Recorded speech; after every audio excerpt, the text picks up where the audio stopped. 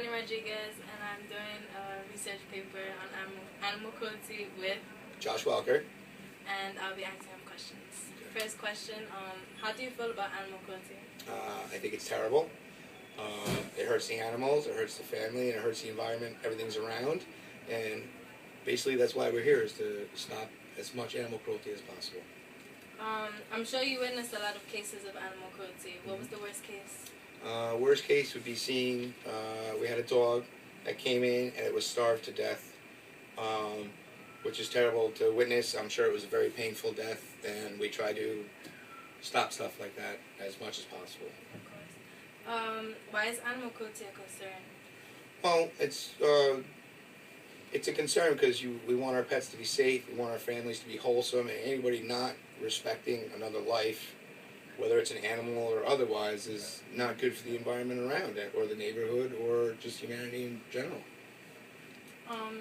Is there any evidence of connection between animal cruelty and human violence? I would think so. Dog fighting begets betting, begets violence also. I mean, a person that's going to be cruel to an animal probably isn't going to be the most upstanding person in society.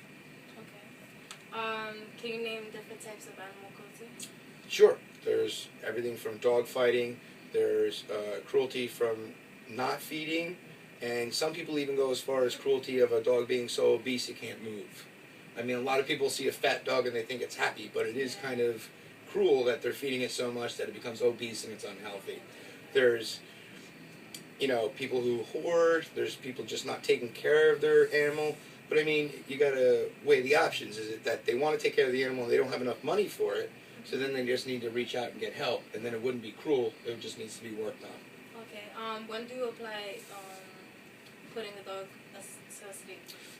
Well, I would only euthanize, one, if it's a danger to the public, two, the dog or cat is severely ill or old. I wouldn't do it because there's not enough room in a shelter or anything. I would only do it for the safety of humans, or the need for the animal to be put down because it's sick. Okay, and can you explain the 10-day?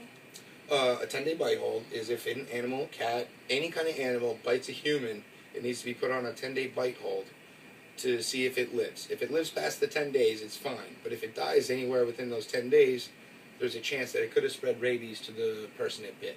So then if it does die within those 10 days, we have to send the animal out to be tested for rabies to see if it did have rabies and it spread it to that human. Because rabies is a dangerous disease that kills, no matter who gets infected with it, they die. There's no cure for it, there's only prevention of rabies shots. Okay. And how would we go about if we see animal cruelty outside in the streets? Outside in the streets, you would call the police, you can call the SPCA, or you can call animal control, and we would rush right out and try to see what we could do. We would take names, numbers, we would confiscate the dog if it's not licensed, and then we would also have the people arrested who would be involved with the animal cruelty and process them through the court system. Okay. I guess that's about it. All right. Thank you. Sure.